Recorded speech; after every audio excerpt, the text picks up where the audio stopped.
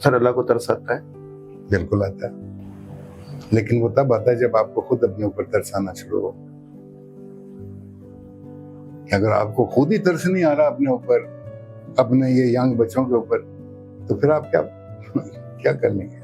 Sir एक वो बंदा जिसने पाकिस्तान के ड्रामा इंडस्ट्री की बुनियाद रखी है, एक वो बंदा जो कि पाकिस्तान के ड्रामा इंडस्ट्री की जान है, सर वो बंदा मायूस?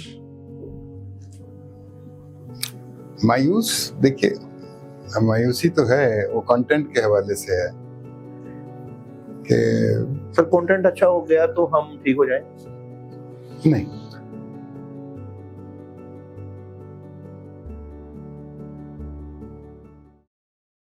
बिस्मिल्लाहिर्रहमानिर्रहीम, अस्सलाम वालेकुम व रहमतुल्लाहि व बरकातुहू। हर इंसान की ख्वाहिश होती है कि किसी ऐसे शख्स से मिले जिसने अपना नाम रकम किया हो, मगर ऐसा शख्स जिसने ना सिर्फ अपना नाम रकम किया हो बल्कि उनके आबाओ अजदाद ने भी पाकिस्तान के बनने में बहुत बड़ा किरदार अदा किया हो। पाकिस्तान फिल्म इंडस्ट्री की बात कर लें, ड्रामा इंडस्ट्री की बात कर लें, और किसी भी शोबे की बात कर लें, लिखने लिखाने की बात कर लें, बोलने की बात कर लें, अदबो अदाब की बात कर लें, आपको भी किसी न किसी ऐसे शख्स की तलाश होती है कि जिसको आप सुनना चाहते हैं, जिसकी ज़ात के बारे में सुनना चाहते हैं।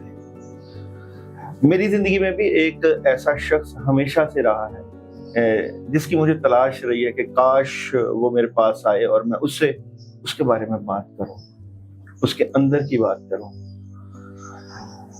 पाकिस्तान ड्रामा इंडस्ट्री के बानी, जिन्होंने ना सिर्फ पाकिस्तान में अपना नाम रोशन किया बल्कि और भी कई ममालिक जाकर पाकिस्तान की शनाख्त बने। उनके वालिद साहब की अगर मैं बात करूं, बहुत बड़ा नाम रफ़ी पीरज़ादा, जो कि अल्लामा इकबाल के साथ इकट्ठे रहे, और मौलाना मोहम्मद अली जौहर और उनके वालिद साहब ने पाकिस्तान जब बनने वाला था तो वहां पे अपनी तकरीरों के जरिए अवाम के दिल में पाकिस्तानियत को जगाया। मैं कहता हूँ ऐसे दरवेश सिफ्त के साथ हर कोई मिलने की ख्वाहिश रखता है। मैं वक्त ज़ाया नहीं करूंगा, अपने मुअज़्ज़ज़ मेहमान का तारुफ जरूर करवाने जा रहा हूँ मैं। उस्मान पीरज़ादा साहब, अस्सलाम वालेकुम सर। वालेकुम अस्सलाम। सर बहुत कम तारुफ करवा चुका हूँ मैं आपको, मुझे बहुत कुछ बोलना है आपके बारे में। मुझे तो लगता है आपने कुछ ज्यादा ही तारुफ करवा दिया। एक चीज जो थोड़ी सी मुख्तलिफ हुई, मेरे वालिद नहीं, मेरे दादा जो हैं वो और अल्लामा इकबाल दोस्त थे, काफी करीब। अच्छा। अब्बा तो बिल्कुल बहुत छोटे थे उस जमाने में, और मौलाना मोहम्मद अली जौहर मेरे वालिद की इंस्पिरेशन थे, यानी उनके स्पीच का स्टाइल और जिस तरीके से वो आवाम से बात करते थे। क्या नाम था उनका? मौलाना मेरे बाप का? जी जी, रफी पीर। रफी पीर। अच्छा, वो दादा हैं पीर ताजुद्दीन, बैरिस्टर पीर ताजुद्दीन। अच्छा। First secretary general Muslim league Punjab and the man who wrote the constitution of Muslim league. जो मुस्लिम लीग का पहला कॉन्स्टिट्यूशन है वो मेरे दादे के हाथ का लिखा हुआ है, और पंजाब का पहला मुस्लिम लीग का जो वो सेक्रेटरी जनरल थे वो मेरे दादा थे। अच्छा जी। तो क्या मैंने कभी ये मैं बात नहीं करता इसके बिल्कुल बारे में, तो आपने कुछ नहीं बात की तो I don't talk about these things। Sir ये तो हैरानकुन बात है कि जिस तरह आपने पाकिस्तान में drama industry, film industry, media industry में बहुत बड़ा किरदार अदा किया है, पहचान है, ड्रामा इंडस्ट्री आपकी पहचान है, आप उसकी पहचान है। सर ये जो इतनी कुर्बानी है जो आपके बुजुर्गवार ने, आपके वालिद, आपके दादा जान ने जो दी है, तो आप क्या समझते हैं कि क्या जो पाकिस्तान इस वक्त इंडस्ट्री के हवाले से, ड्रामा इंडस्ट्री के हवाले से, फिल्म इंडस्ट्री के हवाले से इस वक्त यहाँ पे खड़ा है, क्या ये पीक है? नहीं, अभी तो मैं समझता हूँ हाँ, काम बहुत बढ़ गया है, बहुत सारे चैनल्स हैं, बहुत सारे सीरियल्स प्रोड्यूस हो रहे हैं, बहुत सारा ड्रामा प्रोड्यूस हो रहा है, लेकिन अगर आप उसको आप कहें मुआवजा किसके साथ करेंगे? अगर दुनिया के साथ मुआवजा करते हैं, दुनिया में बहुत बेहतरीन आज भी काम हो रहा है, पहले भी होता रहा है। हमारे यहाँ पे भी अच्छा काम होता है, गाहे बगाए आपको चीजें नजर आती हैं स्क्रिप्ट के हवाले से। हमारे यहाँ पे सबसे जो बेसिक प्रॉब्लम है ना जी, हमारे पास टेक्नीशियन भी अच्छे हो गए, हमारे पास एडिटर्स हैं, कैमरामैन अच्छे हैं, इक्विपमेंट्स भी अच्छी आ गई हैं, टेक्नोलॉजी ने आपको बहुत सहारा दिया है। टेक्नोलॉजी जो है वो बेहतर से बेहतर, आपकी बुरी से बुरी चीज़ को बेहतर से बेहतर बना देती है। ये सब चीज़ें अपनी जगह पे, लेकिन जिधर हम शिकस्त खाए बैठे हैं वो कंटेंट है। अगर आपके कंटेंट, जो कहानी आप बयान कर रहे हैं, जो आप आवाम को दिखाना चाहते हैं, क्या दिखाना चाहते हैं आप आवाम को? क्या हम हमेशा यही रोना धोना, अफसोस, रंजीदा शक्लें, डिप्रेशन? वैसे ही मुल्क में इतना डिप्रेशन है, हम एक इकोनॉमिक क्राइसिस से गुजर रहे हैं एज अ नेशन। उस इकोनॉमिक क्राइसिस में मोस्ट इम्पॉर्टेंट थिंग इज के लोग जो हैं वो रिलैक्स्ड हों। एक मुझे याद पड़ता है कि जब नया नया हिंदुस्तान और पाकिस्तान अलहदा हुए थे, तो गांधी साहब ने नेहरू से कहा था कि never tax this film industry heavily because it is a poor man's entertainment. ये गरीब शख्स की एंटरटेनमेंट है। वो भूखे पेट से सो सकता है अगर उसका कैथारसिस हो जाए एक अच्छी उम्दा चीज देखकर, तो भूखे पेट सो जाएगा दूसरे दिन की उम्मीद में। लेकिन हमारी इंडस्ट्री जो है, फिल्म इंडस्ट्री, वो हेवीली टैक्स्ड रही। अब तो खैर गवर्नमेंट ने इवेंचुअली टैक्स हटा दिया, जब वो वैसे ही इंडस्ट्री मुर्दा हो गई तो फिर टैक्स लेके क्या करना था उससे। लेकिन एक जमाने जब मैं फिल्म इंडस्ट्री में था, तकरीबन 170% टैक्स था, दुनिया का highest tax in the world at that time.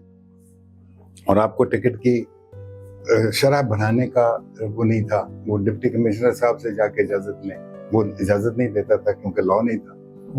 इसलिए टिकट ब्लैक हुआ करती थी। उस ब्लैक टिकट में हुकूमत को भी कुछ नहीं मिलता था, वो मजबूरी सिनेमा ओनर को और प्रोड्यूसर को ब्लैक करनी पड़ती थी, इसलिए कि उनका हदफ पूरा नहीं होता था by selling at that rate with that heavy taxation and that limited ticket ratio. तो ये तो इकोनॉमिक्स है उसकी।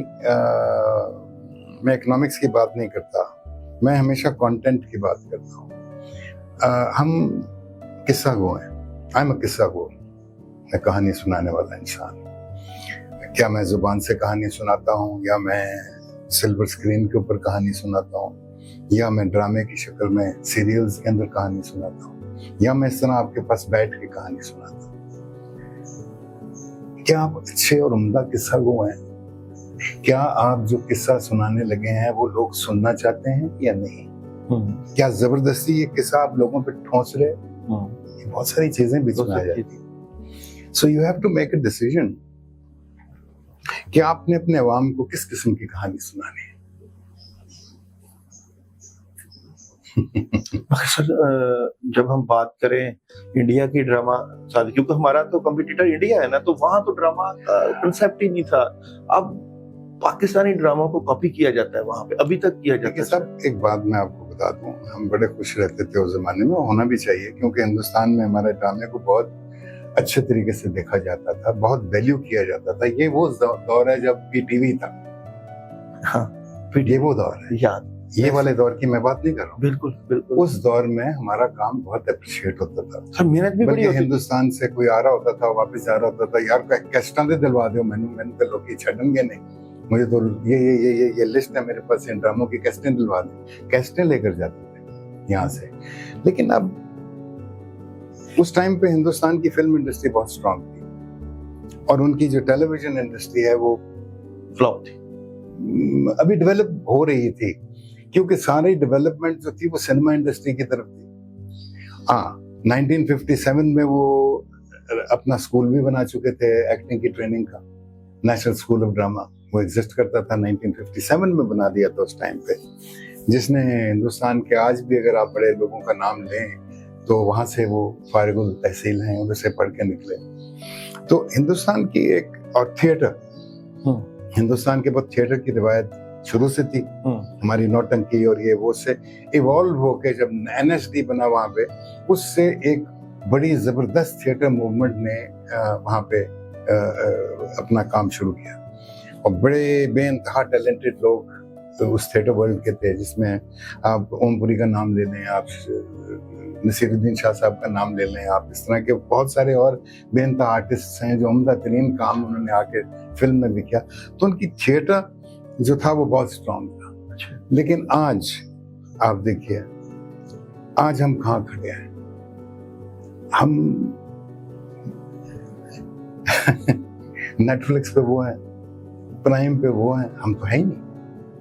हम दुनिया में अपने अलावा कहीं और नहीं है। हाँ, अब जो हमें एक वेरिएशन मिला है यूट्यूब का, यानी कि आज टीवी पे चला और 3 घंटे के बाद दुनिया भर में यूट्यूब पे देखा जा रहा है। उसमें कई दफा मैं सोचता हूँ कि यार अभी मेरा एक चल रहा है कफारा, एक सीरियल मेरा चल रहा है, ये 11 मिलियन लोग कौन है जिन्होंने देख लिया? अच्छा, 11 मिलियन लोग आ रहा है, लिखा हुआ कि 11 मिलियन व्यूअरशिप, ये कौन लोग हैं? 75% इंडियंस हैं। 75%? जी सर। मेरी कंपनी रादर, हमने 17 साल एक अमृतसर में फेस्टिवल चलाया। हमने जाके हिंदुस्तान में वहाँ पे फेस्टिवल चलाया। हमारे तरह का एक ग्रुप अमृतसर में था जो चाहते थे कि ये जो हम जुबान हैं, ये जो पंजाबी जुबान बॉर्डर्स के दोनों तरफ बोली जाती है, हमको इसको सेलिब्रेट करना चाहिए, ताकि हम इस जुबान के हवाले से अपनी आपस में जो रंजिशें हैं, हमारी आपस में जो टेंशन्स हैं, इनको खत्म किया जाए, पीपल टू पीपल बात की जाए। और तो वो 17 साल तकरीबन वो फेस्टिवल चला वहाँ पे अमृतसर में। वहाँ पे हमने देखा कि लोगों की एक कोई इतना ज्यादा लोगों में गुस्सा नहीं था। हालांकि जो पार्टीशन में हुआ, अनफॉर्चुनेटली जो एक खौफनाक और अफसोसनाक बात हुई, जिस तरीके से इंसान ने इंसान को मारा, जिस तरीके से लूट प्लंडर जो भी हुआ, आगे लगी, ट्रेनें आई लाशों से भरी हुई, हमने कहानियां सुनी कि सिखों ने ये कर दिया वो कर दिया। जब हम उधर गए तो वहां पे उन्होंने रो रो के वही वाली कहानी हमें सुनाई कि हमारी खालाएं ने छलांगे मारी वहां पे जेलम के कुओं के अंदर, वो जो हमारे गांव में थे। इधर भी जुल्म हुआ था? बिल्कुल हुआ था, बराबर एक बराबर जुल्म हुआ था। पंजाबी ने हमने तो यही सुना कि सिखों ने और हिंदुओं ने। नहीं सर, जुल्म दोनों तरफ हुआ था। अब किसने ज्यादा किया किसने कम किया, हम वो डिस्कशन नहीं है। बिल्कुल ठीक है ना जी। हो सकता है उन्होंने बहुत ज्यादा किया हो सकता है पता नहीं हमने क्या किया हो, मगर उधर लेकिन यहाँ पे भी कोई कम नहीं हुआ। यहाँ पे जब हमें ये इतलाएं मिलना शुरू हुई, हम तो ये कहते हैं ना कि हम जब हमें इतला मिलनी शुरू हुई कि वहाँ पे ये हो गया है और वो ट्रेन आ गई डेड बॉडी से भरी हुई, तो हम भी पागल हो गए। होता है और वो एक नेचुरल फिनोमेना है। इंसान एक एंजल भी है और इंसान एक बीस्ट भी है और इंसान एक खौफनाक दरिंदा भी है। इसमें मजहब नहीं आता है, इसमें सिर्फ इंसान वो किसी भी मजहब से ताल्लुक रखता हो, कहीं पे भी जो इस दुनिया में पैदा हुआ है, उसके अंदर वो तमाम जरासीम मौजूद हैं। टू बी एन एंजल और to be a devil, you see. So ये तो सोसाइटीज हैं जो अपने लोगों को तो वो भी अपनी कहानियां सुनाते हैं। हाँ, अपनी वो सुनाते हैं अपनी कहानियां। तो फिर आपकी क्या फीलिंग्स हुई? हमारी ये फीलिंग हुई कि ये बहुत बड़ी ट्रेजेडी हुई। ये जो पार्टीशन था, इसका मकसद ये तो नहीं था कि हम एक दूसरे को कत्लेआम शुरू कर दें। इसका मकसद तो ये था जिधर मुसलमान ज्यादा है हमें अपना वतन मिले और हम अपने तरीके से अपने तय उसको चलाएं, इस्लामी कवानीन राइज। वो जो भी हम मुसलमान हैं, हमारा जिधर कंसंट्रेशन ज्यादा है, जिधर ज्यादा मुसलमान बसते हैं, वो पाकिस्तान बन जाए, बाकी हिंदुस्तान चलाया। उस हिंदुस्तान में हम पाकिस्तान से ज्यादा मुसलमान छोड़ के आए थे यार। आज भी पाकिस्तान से ज्यादा मुसलमान हिंदुस्तान में बसते हैं। तो आई डोंट नो, मैं तो पैदा ही नहीं हुआ था तब, लेकिन मैं सोचता हूं कभी कि क्या ही अच्छा होता कि हम इस तरह ना करते एक दूसरे के साथ। बंटवारा तो होना था, बंटवारा हो गया। जो सिख हिंदू यहाँ पे रहता था, उसको ये जगह लाहौर छोड़ के जाने की क्या जरूरत थी? ठीक है, वो एक सदियों से मतलब हजारों साल से उसके आबाओ अजदाद यहाँ पे घर छोड़ना था। इसी तरह हम मुसलमान वहाँ पे जिधर हमारे आबाओ अजदाद बसे थे, हम क्यों वो सारा कुछ छोड़ के यहाँ पे आते? और फिर आसानी से आना जाना लगा रहता। आप ठीक है, जिस तरह पहले रह रहे थे, एक यही अंदरून शहर के अंदर हिंदू भी रहते थे, सिख भी रहते थे, आप उसी तरह चलते रहते। और आप इकोनॉमिकली भी रिच होते एक दूसरे के साथ, आपके लिए कोई मसले मसाइल भी ये वाले ना होते, रंजिशें भी ना होती, आप जिंदगी, मैं समझता हूँ ये डिजाइंड है, ये डिजाइंड है। अंग्रेज जब हमें छोड़ के गया, उसने कहा बंटवारा तो अब कर रहे हैं, तानू से जड़ना नहीं जी। उसने ये गेम प्लान की कि एक दूसरे को हम कत्ल करें, एक दूसरे का रेप करें, प्लंडर करें, आगे लगाएं। ये सब कुछ 1947 14 और 15 अगस्त से पहले हुआ, 90% जी। मतलब चंद महीने पीछे ले लें आप, कत्ल वगैरह, चले जाएं हिस्ट्री किताब खोल लें, इंसिडेंट्स देख लें। हुकूमत किसकी थी? अंग्रेज की। फौज किसकी थी? अंग्रेज की। पुलिस किसकी थी? अंग्रेज की। उनको बैरकों में बंद क्यों किया? वो क्यों नहीं निकले लोगों को बचाने के लिए? तो वो चाहते थे ना कि यहाँ एग्जैक्टली वो चाहते थे ये जब मैं अलग करें तो ये दुश्मनी में भरे हुए हों, और हम इनको डिवाइड एंड रूल वो जो करते रहे पहले भी हमें वो इस तरीके से रूल करेंगे। वो काम तो ये आप भी कर रहे हैं। अब क्या कहें, आप तो 1947 की बात कर रहे हैं। हम अभी तक उस इनर्शिया में लिव कर रहे हैं। सर हम इतने बेवकूफ कैसे हैं सर? नहीं, हम बड़े अक्लमंद हैं सर। सर गोरा तो अब भी यही काम कर रहा है। नहीं, गोरा समझता है कि ये बड़े अक्लमंद हैं, अगर इनको थोड़ी सी और अकल आ गई तो ये कहीं हमसे भी आगे न निकल जाए। यहाँ का बासी जो है इस सब कॉन्टिनेंट का, वो कुछ छोटा जहन का इंसान नहीं है। मेरे मुल्क में बड़े बड़े ब्रिलियंट लोग बसते हैं, हिंदुस्तान में बड़े बड़े ब्रिलियंट लोग बसते हैं। साइंस में ले लें, टेक्नोलॉजी में ले लें, आर्ट्स में ले लें, कल्चर में ले लें, बिजनेस में ले लें, नाम लेना शुरू करें ना, सामने आपको हकीकत नजर आएगी।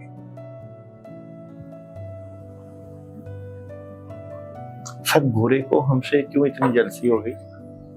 इस्लाम की वजह से, हिंदुओं की वजह से, सिखों की? I don't think. देखिए, एक ये जो व्हाइट सुप्रीमेसी जिसको हम कहते हैं, व्हाइट सुप्रीमेसी, यू नो, एक जमाने में एरियंस निकले थे, किसी को पता ही नहीं कहां से आए हैं वो, लंबे लंबे।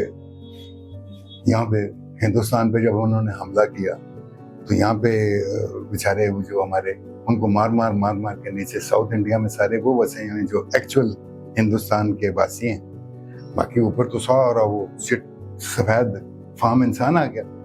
एरियन जो था कद में भी बड़ा, डोले भी होते थे, पूरा मतलब टेक्नोलॉजी भी होती कुल सी। तो ये तो थ्रू आउट रहा है। आप देखिए हमारी अरब वर्ल्ड के साथ क्या किया। ये जो नया नक्शा बना है आज से 150 साल पहले तो ये नक्शा नहीं था अरब वर्ल्ड का। नहीं था। हाँ, किस तरीके से उन्होंने इराक, जॉर्डन, फलाना टमाका काट के बना के सल्तनतों को खराब करके, सल्तनत उस्मानिया का बेड़ा गर्क करके, क्या कुछ नहीं इन्होंने किया। तो ये सारा प्लांटेड था, ये प्लान्ड है अभी भी। अब तो और क्या। तो सर हम उस, अगर हम नहीं समझ पाते, मैं कोई पॉलिटिशियन नहीं हूँ, नहीं, मैं तो एक सर आम इंसान हूँ। सर आप हर मुल्क जाते हैं, आपसे हर तरह का बंदा मिलता है। आप इंडिया में जाते हैं, आप पाकिस्तान रहते हैं, मुझे नहीं लगता कि पाकिस्तान से कम इज्जत आपको इंडिया में मिलती हो सर। नहीं, बड़ी मोहब्बत, बहुत ज्यादा मोहब्बत करते हैं वो भी आपके। सर आपने जिस तरह कहा कि ज्यादा ड्रामे वो लोग आपको देखते हैं, ज्यादा वो सुनते हैं, तो सर आप हर जगह जाते हैं, जो आपका विजन है ना सर, वो हम वहाँ शायद उस विजन में ना पहुंचे। विजन वगैरह की बात तो मुझे नहीं है इल्म इसका कि मेरा विजन है या नहीं है, लेकिन एक बेसिक इंसान अगर आप हल्का सा सोचना शुरू करें, और अगर आप थोड़े से तारीख के अंदर इंटरेस्टेड हों, तो आपको ये चीजें हल्के हल्के इन पे से डस्ट हटनी शुरू होगी, और आपको नजर आना शुरू हो जाएगा कि क्या हो रहा है आपके साथ। अच्छा, इट्स सो सैड। मैं 70 टाप चुका हूँ। मैंने अपनी उम्र में हर किस्म का मार्शल लॉ बताया, हर किस्म की हुकूमत आई और गई, हर किस्म के लीडर्स आए और गए। यू नो, कईयों को हमने लाइक किया, कईयों को हमने हेट किया, होता है, दुनिया भर में होता है। आज डोनाल्ड ट्रंप जो है इलेक्शन लड़ रहे हैं, सारी पूरा अमेरिका तो उसके साथ नहीं। एक ह्यूज हिस्सा है जो उसके अंदर एग्री नहीं करता। इसका ये मतलब तो नहीं कि वो उसका दुश्मन हो जाए, कि वो डोनाल्ड ट्रंप के दुश्मन हो जाए। हमारे यहाँ पे अनफॉर्चुनेटली एक दूसरे के हम दुश्मन हो जाए। सर अभी भी पाकिस्तान में सियासी पार्टियां आपस में दुश्मन बनी बैठी। वही तो मैं कह रहा हूँ, आपको दुश्मन होने की बिल्कुल बखुदा जरूरत है। हाँ, लड़ें, अपना पॉइंट ऑफ व्यू लेकर आए, दूसरे की वीकनेसेस बताएं और कहें आके, लेकिन जातियात अब मैं क्या क्या कहूँ क्या ना कहूँ, मुझे समझ से बाहर है। बिकॉज अगेन मैं कहता हूँ I am not a politician, I am just an artist. Sir एक आम इंसान की आवाज तो है ना सर, एक आम इंसान देखे ना, जातियात पे उतरना, चाहे आप सियासी हो, चाहे आप किसी भी शोबे से हो, मगर सर हम जातियात पे उतर आते हैं एक सेकंड में। नहीं, बिल्कुल गलत बात है। दैट इज सर हमारी फिल्म इंडस्ट्री, ड्रामा इंडस्ट्री इस चीज को क्यों नहीं एक्सपोज कर रही? ये जो आपका दर्द है, जो आप समझते हैं, ये करने की इजाजत नहीं है सर। आपको इजाजत किससे चाहिए?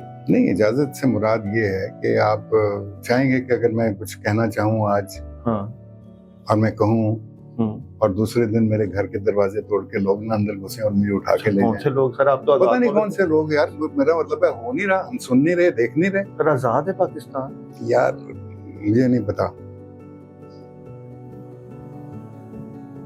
I don't know। आप बात नहीं कर सकते ज्यादा खुल के। ये आज से नहीं है, ये नहीं कि आज ये रवायत शुरू हुई है, कि पुरानी चलती चली आ रही है। ज्यादा और मैं क्या कुछ आप नहीं कह सकते थे, कुछ आप कह सकते थे। आपको हमेशा कदगन लगती है आपके ऊपर, ये है ये नहीं है। पीटीवी में काट के बाहर फेंक दिया जाएगा, चैनल को सेंसर कर दिया जाएगा।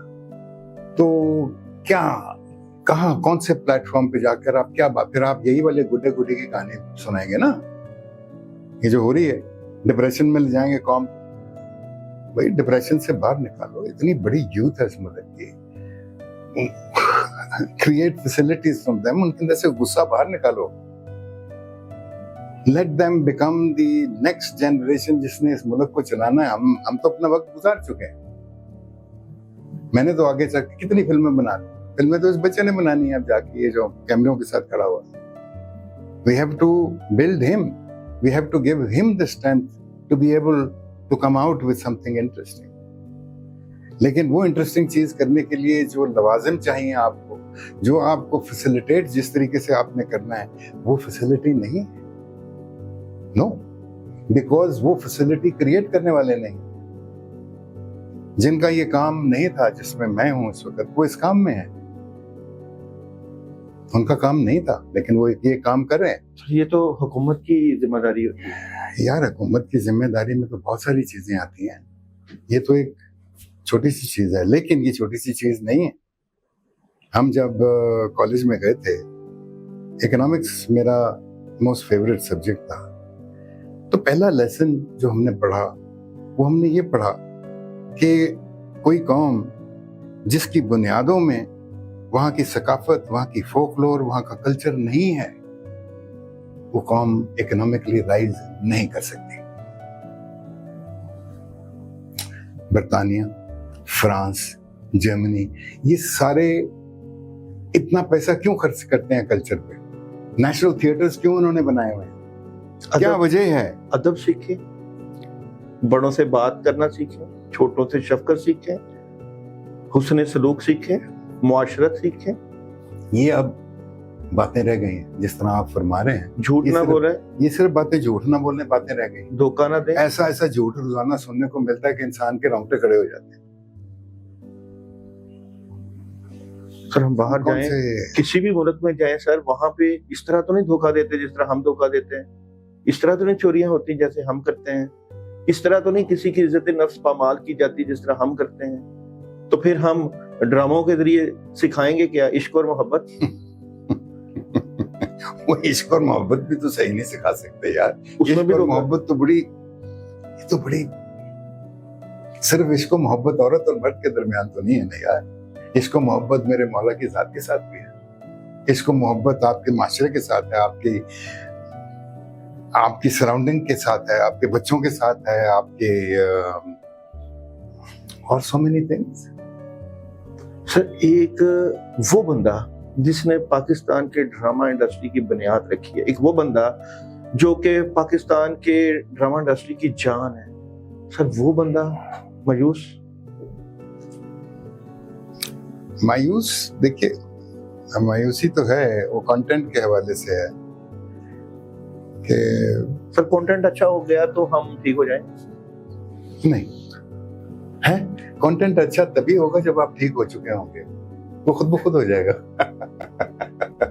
उस तरह नहीं होगा। सर ये सबसे पहले आपको खुद ठीक होना पड़ेगा, फिर कंटेंट ठीक आपको लगता है मुमकिन है ये हम ठीक हो जाएंगे? होगा। मेरी जनरेशन में तो नहीं होगा, दोनों। नजर आता है कि शायद अगली जनरेशन में हो जाए। अल्लाह करे यार, मेरी तो दुआ। I'll be the happiest person dying at this age if I know कि हर चीज ठीक हो जाएगी। सर हम अपनी नस्लों को दे क्या रहे हैं? नफरत, गाली, गुस्सा, कत्ल गारत, फैनेटिसिज्म। हम एकदम से फैनेटिक हो जाते हैं, कत्ल गारत को। अगर ये सारा कुछ दे रहे हैं तो अल्लाह कैसे करेगा कि आने वाली नस्लें ठीक हो जाएं? तरस आ जाए शायद हम पे। सर अल्लाह को तरस आता है? बिल्कुल आता है, लेकिन वो तब आता है जब आपको खुद अपने ऊपर तरस आना शुरू हो। अगर आपको खुद ही तरस नहीं आ रहा अपने ऊपर, अपने ये यंग बच्चों के ऊपर, तो फिर आप क्या कर लेंगे? सर इस माहौल में तो बंदा नहीं जी सकता जिस माहौल को हम देखते हैं। मैं तो ऐसा माहौल आज तक नहीं देखा जो आजकल है। खैर, मैं पॉलिटिशियन नहीं हूँ, मैं यही कहता हूँ, मेरा किसी पॉलिटिकल पार्टी के साथ एसोसिएशन आज तक नहीं रही। बिल्कुल ऐसा। मेरे लिए मेरे मुल्क की तमाम पॉलिटिकल पार्टीज इज्जत के काबिल हैं। I should respect them because वो मेरे अवाम को रिप्रेजेंट करते हैं, मेरे मुल्क को रिप्रेजेंट करते हैं। ऐसे ही मेरे लिए जितने पॉलिटिशियंस हैं वो सब मोहतरम हैं।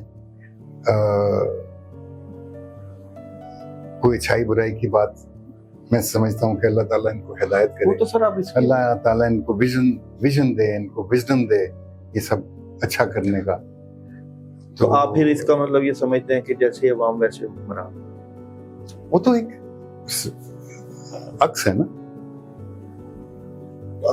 हुक्मरान अच्छे हैं देखिए, और वो सारा विजन भी अच्छा दे रहे हैं और बहुत अच्छा सिस्टम लेके जा रहे हैं, तो फिर हम अपने आप को नहीं महसूस कर रहे कि जैसे अवाम वैसे हुक्मरान?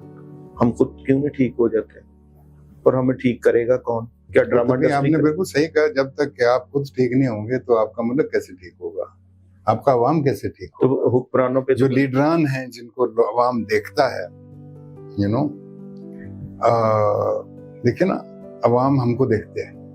एक जमाने में अवाम वहीद मुराद को देखते थे, उसके जैसे बाल बनाते थे, नदीम जैसे बाल बनते थे, यू नो। ड्रेसिंग हमारी देखते हैं, यार ये इसने पहना हुआ है, उस्मान ने टाई पहनी थी, यार ये फलाने ने ये किया था, जावेद शेख की यार वो जैकेट बड़ी मजेदार थी।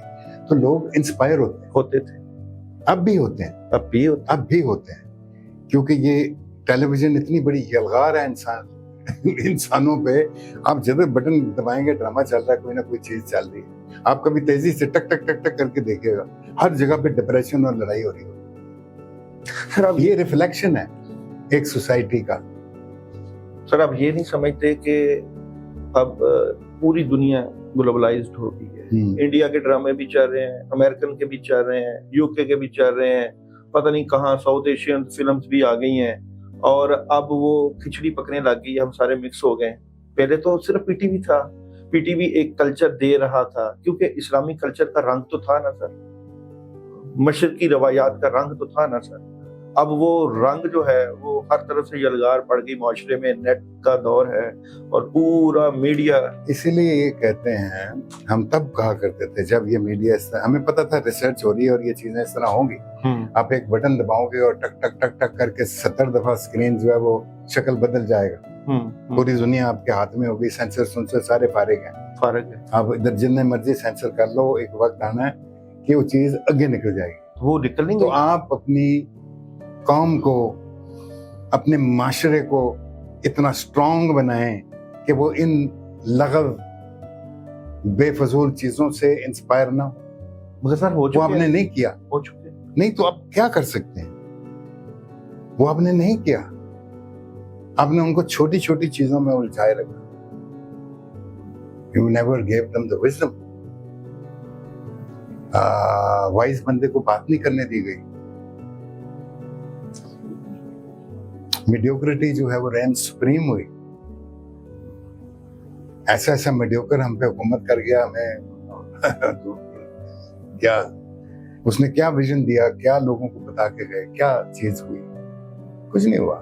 सर मीडिया का बहुत रोल होता है मुआशरे बनाने में। एक हीरो जो होता है, जो ड्रामे का हीरो होता है, वो इंस्पिरेशन देता है, वो नौजवान नस्ल को या जो मौजूदा माहौल होता है उसको कर्ज देता है। सर क्या शायद अब हम उस तरफ चले जाएं? देखिए, मीडिया सिर्फ हमारे यहाँ पे ये हुआ कि एक टीवी था, एक स्क्रीन थी जो पीटीवी था, बाकी आपको टीवी नेटवर्क खोलने मोलने की कोई इजाजत नहीं थी। मुशर्रफ साहब ने आज अचानक सारा मर्तबानी खोल दिया, उन्होंने कहा आ जाओ जी। ये इंडस्ट्री रेडी नहीं थी उसको कबूल करने में। नो, कबूल तो कर लिया, उसको निभाने में। आपके पास राइटर्स नहीं थे, आपके पास एक्टर्स इतने नहीं थे, आपके पास टेक्नीशियंस नहीं थे, आपके पास एडिटर्स नहीं थे, आपके पास कैमरामैन नहीं थे, उसके साथ साउंड के लोग नहीं थे, उसके साथ मुकाबला करने के लिए नहीं, मुकाबला नहीं, अभी मुकाबला किसी से नहीं, आपने सिर्फ प्रोग्रामिंग करनी है। अभी आप बाकी चैनल्स को छोड़ें, आप 4-5 चैनल्स को ले लें, हर चैनल ने 2 ड्रामे दिखाने हैं रोज के। हफ्ते का देख लें कितने ड्रामे हो गए, 14 5 से मल्टीप्लाई करें उसको, उसके बाद 30 से मल्टीप्लाई करें तो आप हैरान रह जाएंगे, इतना बड़ा वॉल्यूम, ह्यूज। इसीलिए वही वाला चेहरा, हम वही वाला चेहरा लेके 3 स्क्रीनों पे चल रहे हैं। तो मुझे याद है कि वायरस ड्रामा चलता होता था, आपके पास कैमरामैन नहीं थे, शादी ब्याह के बच्चे जो शादी ब्याह पे शूट करते थे वो कैमरामैन बन गए, मजबूरी थी, किसी को तो कैमरे के पीछे खड़ा होना था। कैमरे का तो काम ये है, उसका बटन दबाएंगे तो उसने शूटिंग शुरू कर देनी।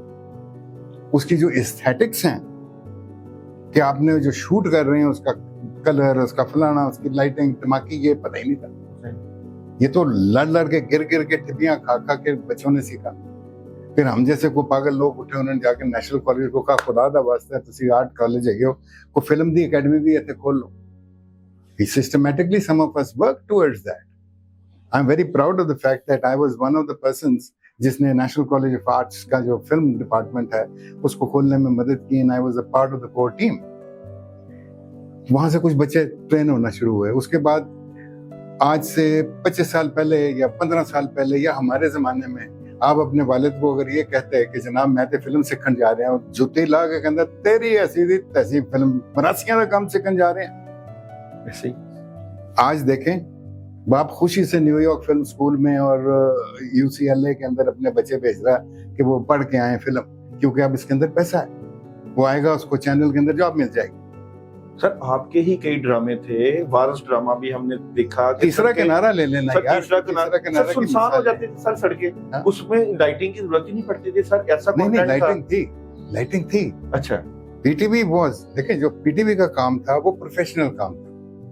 पीटीवी जब बना उसकी ट्रेनिंग शुरू हुई, जापानीज आए, जर्मन आए, ये सारे ट्रेन किया आपके लोगों को, आपके लोग ट्रेन हुए, उसके बाद आपने इक्विपमेंट्स खरीदी। अब ये सारा कुछ because it belong to the government. ये एस्टेब्लिशमेंट ब्यूरोक्रेसी का अड्डा था, इसलिए टेलीविजन को एलिवेशन मिल गई और फिल्म गंदी हो गई।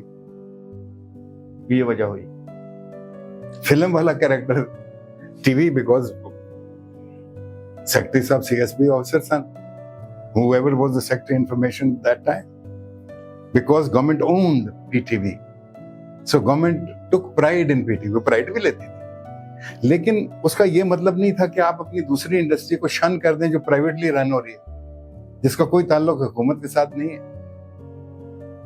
उसमें डिस्ट्रीब्यूशन है, उसमें फिल्में बनाना है, उसमें बाहर से फिल्में जो आ रही हैं वो सारा कुछ ही हुकूमत ने भुट्टो साहब के टाइम पे आके कंट्रोल कर लिया। यहाँ तक कि रॉ स्टॉक जिसको हम नेगेटिव कहते हैं, जो जिससे फिल्म बनती है, फीता जो फिल्म का, वो तक नेशनलाइज हो गया। तो क्यों? आपने फ्री स्पिरिट को और फ्री एंटरप्रेन्योरशिप को कभी प्रमोट ही नहीं होने दिया। अब हो सकता है? नहीं हो सकता, नहीं हो सकता। फ्री एंटरप्रेन्योरशिप नहीं है इस वक्त, अगर आप कहेंगे चैनल्स के अंदर है, नहीं है। हाँ, सेठ हैं बैठे हुए, बड़े ठीक ठाक माशाल्लाह पैसे कमा रहे हैं। मैं एज एन एक्टर बड़े माशाल्लाह I am doing very well, I have no problems. जितने पैसे मांगता हूँ उतने मुझे पैसे देते हैं, मोहब्बत से मुझे बुलाते हैं, मैं इनसे जाता हूँ, मुझे डराते हैं, मैं काम करता हूँ, मैं घर आ जाता हूँ। मगर पाकिस्तान का कौन सोचे? यार पाकिस्तान का आप दुआ करें कि I don't know, हम तो सोच सोच के थक गए। सर आप कह रहे हैं कि 70 साल की उम्र गुजार दी और पाकिस्तान के लिए बहुत आपने खिदमात भी दी, तो जब तक अल्लाह ताला ने आपको थोड़ी सी जिंदगी दी है तो थोड़ा सा अगर आप यार क्या करें, अब देखें ना, मेरी फैमिली ने, हम लोगों ने एक टाइम पे सोचा कि यार दुनिया भर में इतने इतने बड़े फेस्टिवल्स होते हैं, तो हम उधर कई दफा जाते भी थे। वल्लाह हम क्यों नहीं ये फेस्टिवल कर सकते अपने मुल्क में? हमारे यहाँ पे टैलेंट भी है, सब कुछ है, क्यों नहीं करते? 92 में हमने रवायत कायम की फेस्टिवल्स की, वर्ल्ड परफॉर्मिंग आर्ट्स फेस्टिवल जो कहलाए बाद में, और 2008 में आके जब 17-18 साल तकरीबन हो चुके थे, उसमें धमाके धमूके करके उसको फारिग कर दिया गया। हम फेस्टिवल का पैसा जमा करते थे मल्टीनेशनल से, स्पॉन्सरशिप ये वो कर, अपनी रिसोर्सेज डालते थे, सारा साल जो कमाते थे एज ए कंपनी उसका एक सर्टेन हिस्सा, ऑलमोस्ट 50 to 55% इसमें डाल देते थे। हमने पराडोज और पराजोज ये गाड़ियां नहीं खरीदी, हम छोटी गाड़ियों में रहे, लेकिन हमने अपने पैसे को इन्वेस्ट किया उस चीज में जो कि हम चाहते थे, जो हम बिलीव करते थे कि ये उम्दा तरीन चीज है। हमने फेस्टिवल्स क्यों किए?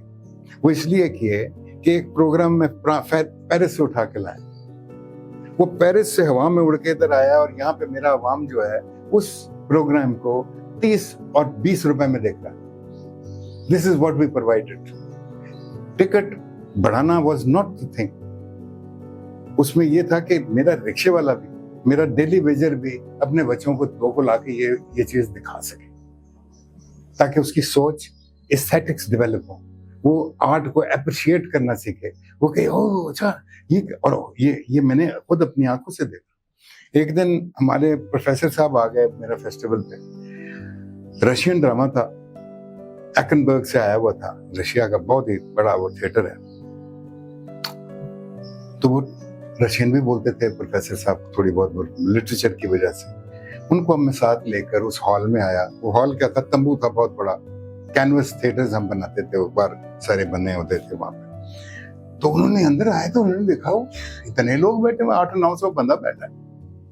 कहते हैं उस्मान ये एडे लोग रशियन बोल देने। मैं क्या प्रोफेसर साहब रशियन बोलने वाले सिर्फ शायद तुसी कल्ले होगे, ऐसे से कोई नहीं। बैठे, हम आ गए, ड्रामा खत्म हुआ तो प्रोफेसर साहब को मैं लेकर आया कॉफी शॉप पे बुलाने के लिए। तो मेरे दफ्तर में बैठ के कहते हैं, मैंने समझ नहीं आई। मैं कहा क्या?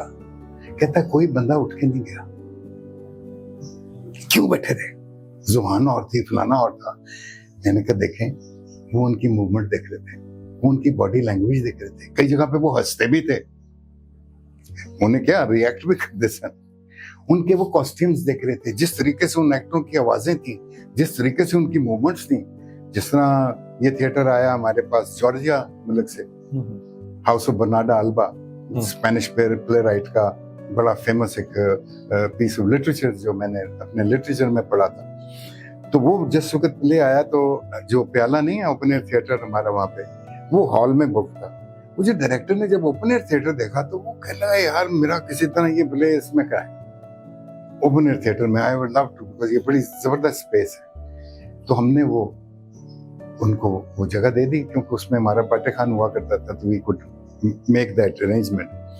वो जब प्ले, उसका मैं कई दफा लोगों को एग्जांपल देता हूँ। वो प्ले 2 घंटे 25 मिनट का विदाउट अ ब्रेक, बीच में इंटरवल वगैरह कुछ नहीं आना, ठीक है ना जी। प्ले शुरू हुआ तो वो उस डायरेक्टर ने पीछे से यूं देखा, तो मुझे कहता है यार ये तो बंदे बहुत आ गए। मैंने कहा ये तो भी बड़े कम है, ये तो 800-900 बंदा बैठा हुआ है, ये तो आपने कहा इसमें अब तो बंदे तो हैं, जगह और हो तो मैंने कहा आप फिक्र नहीं करें, ये मैं चला गया स्टेज पे और मैंने जाके ऑडियंस से मुखातिब हुआ कि ये ग्रुप जॉर्जिया से आया है और ये प्ले है और ये है, एक औरत है अपने मियाँ को दफन करके आई है, उसने सब खिड़कियां दरवाजे बंद कर दिए हैं, वो कहती है अब इस घर से बाहर कोई नहीं जाएगा और यूं यूं यूं ये है। मैं एक बेसिक उसका मतन दे दिया ऑडियंस को। अब आप बिलीव करें, मैं आपको बैठ के दिखाता हूँ, इस तरह करके कोई इस तरह बैठा हुआ है, कोई इस तरह बैठा हुआ है, जब प्ले शुरू हुआ, अच्छा, ठीक है ना जी, जब प्ले एंड हुआ तो लोग इस तरह बैठे हुए थे कि जुबान का बैरियर खत्म हो गया था, खत्म हो गया, जुबान खत्म हो गई थी, इधर बॉडी लैंग्वेज आ गई थी, इधर आपकी वो सेंसेस आ गई थी, और वो इलेक्ट्रॉनिक्स जिनको मैं कहता हूं हमेशा कि थिएटर का एक्टर जो है वो अगर उम्दा एक्टर है और एक उम्दा परफॉर्मेंस वो कर रहा है तो उसको 500-600 बंदा बैठ के हॉल में देख रहा है, उस 500-600 बंदे की एनर्जी जो है वो उसकी तरफ जा रही है, वो उस सारी एनर्जी को अपने अंदर घसीटता, अपने अंदर डाल के फिर वापस उनको देता है। उसके पास पावर है कि मैं उनको रुला दूं, मैं इनको हंसा दूं। ये पावर है थिएटर के एक्टर की, और इसी से माशरे बनते हैं, इसी से माशरे बनते हैं, और वो इसी से आपका ओपिनियन जाता है लोगों के पास, इसी से आप एक सोसाइटी को ठीक कर सकते हैं। हमारे तमाम, क्या मैं बताऊं, तमाम हमारे मज़ाहिब जो हैं, अगर उन मज़ाहिब में से आप कहानियां निकाल दें, देखिए कैसी कैसी कहानी है, बिल्कुल ऐसे वो कहानी सुनाई जाती थी, बताई जाती थी, क्योंकि उस कहानी में इस्लाह भी थी कि अगर यूं ना हुआ, उन्होंने यूं कर दिया तो फिर ये हो गया। हजरत यूसुफ की कहानी कोई कम है, और वो मजमे में बैठ के सुनाई जाती थी। आप कहानी सुना के लोगों को अपने पास राग़िब करते थे। तो स्टोरी टेलिंग तो यार एक बड़ा कदीम चीज है, इस्लाम में तो ये तब से शुरू हुई है जब इंसान के पास जुबान भी नहीं आई थी। उसने इशारों में सुना दिया कि बैल आया सी, मैं उन्हें मारे थे, भैंजू होते पे आया थे, जाके उसी उन्हें चुक के ले आई, यू नो, ऐसे। तो they had no language. People used to draw on caves के ऊपर तस्वीरें बना के कहते थे इतने बकरे थे, तो इतने वो फलाने थे, वो आए और उन्होंने एक दूसरे को टक्करें मारी। वो पूरी एक कहानी है जो आपके वहां पे नजर आ रही है। सर, अपनी जिंदगी को किसी किताब की शक्ल में लिख रहा हूँ आज, हाँ लिख रहे, फाइनली लिख रहा हूँ। कोई 2-2.5 साल हो गए हैं अभी, बस लगता है वो बढ़ती चली जा रही है, समझ में नहीं आता क्या हसफ करूं, क्या लिखूं, क्या छोड़ दूं, क्या सेंसर करूं, क्या ना करूं, क्या डबल नेम्स यूज करूं, क्या करूं। लेकिन सच बोलना जरूरी है कहानी में। और सर कहते हैं किताब जो बंदा लिख रहा होता है, या जिसकी ख्वाहिश होती है कि मैं किताब लिखूं, उसमें आप झूठ नहीं लिख सकते, क्योंकि ये फिर सदियों रहती हैं किताबें। देखिए, झूठ लिखेंगे तो वो झूठ आप तक आ जाएगा। झूठ कभी मिटता नहीं है, मुकता नहीं है, वो घूमता रहता है। तो कहीं ना कहीं आपके सामने आके यूं कहते हैं, हाँ 10 फेर की गल। सर, अगर आपने यही जो बातें अगर सच में लिख दी, हाँ, तो मुश्किल हो जाए। फिर देखेंगे क्या है, मुश्किल हो जाएगा। हाँ, सच कड़वा होता है। हाँ, फिर सोचा, कई लोगों ने कहा कि भाई एनीवे, कई हमारे दोस्त मुल्क छोड़ के चले गए, फिर चले जी उधर बस जाते हैं, हम तो नहीं बच सके कहीं पर। हमारा तो यही है, जो कुछ भी है यहाँ पे है। कहते हैं कि ड्रामा कल्चर मुआशरे की अक्कासी करता है। एक वो नाम जिसने पाकिस्तान की ड्रामा इंडस्ट्री में अपना खून और पसीना दिया, वो नाम जिसने पाकिस्तान का नाम रोशन किया, मगर पाकिस्तानी मुआशरा उसको अभी तक कबूल नहीं कर पाया। पाकिस्तानी मुआशरा अभी तक उस रंग में नहीं रंग पाया जो कि वो देना चाहते थे। हम एक आज़ाद मुल्क में पैदा हुए, हमें आज़ाद रहना चाहिए था, हमारे रंग की खुशबू हर जगह जाना चाहिए थी, लेकिन नहीं जा सकी। आपका शुक्रिया।